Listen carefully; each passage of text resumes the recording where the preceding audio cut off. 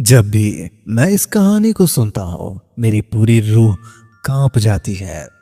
आज की कहानी आप सभी सुनकर हिल जाएंगे, तो जल्दी से ही आप सभी अपने अपने हेडफोन्स लगा लो।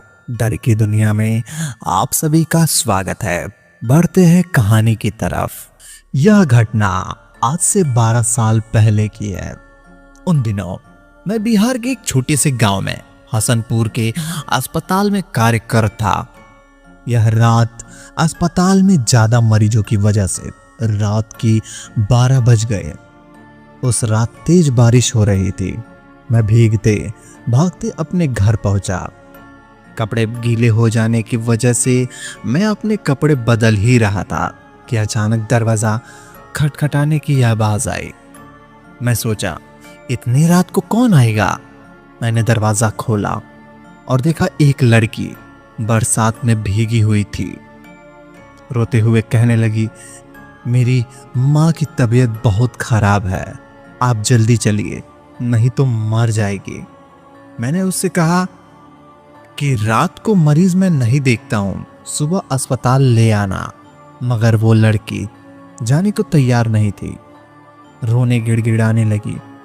उसकी आवाज सुनकर मेरी पत्नी को उसकी पर दया आ गई और मुझे उसके साथ जाने को कहा। मैंने मन ही मन परेशान होते हुए बाहर आया और अपनी जीप निकाली।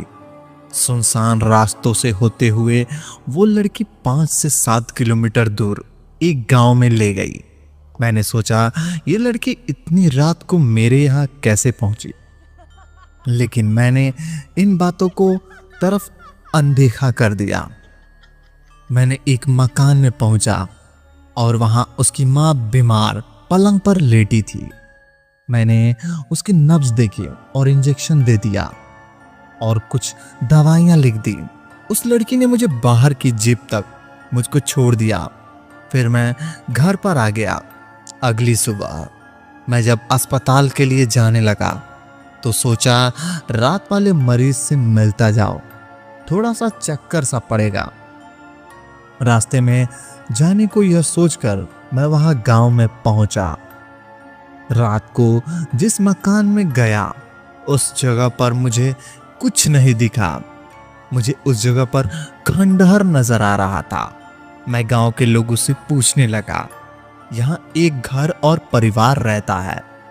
तो वो लोग हैरानी से देखते हुए कहा, ऐसा कोई घर नहीं है। ये सुनकर मेरे रोंगटे खड़े हो गए। मैं सोचने लगा कि रात को जो मेरे साथ हुआ वो क्या था।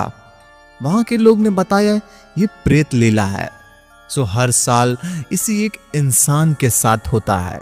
ये नमियत है कि आप जिंदा बच गए, वरना वो आत्मा आपको जिंदा नहीं छोड़ती। मैं हालांकि भूत प्रेत से ज्यादा विश्वास नहीं करता था। मैं जब गांव वालों के साथ उस खंडहर में पहुंचा, उस खंडहर के बाहर मेरी जीप के पहिए के निशान थे और वो इंजेक्शन और वो दवा भी पड़ी थी। मैंने ये बिना लोगों की और बात किए फिर एक घर लौट आया। घर वालों को सारी बात बताई। उसके कुछ दिनों बाद मेरा तबादला दूसरे गांव हो गया। लेकिन उस रात यह घटना के बारे में सोचकर आज भी मेरी रूह कांप जाती है। तो दोस्तों, अगर आपके साथ ऐसा कभी हुआ तो आप क्या करेंगे, कमेंट में बताएं।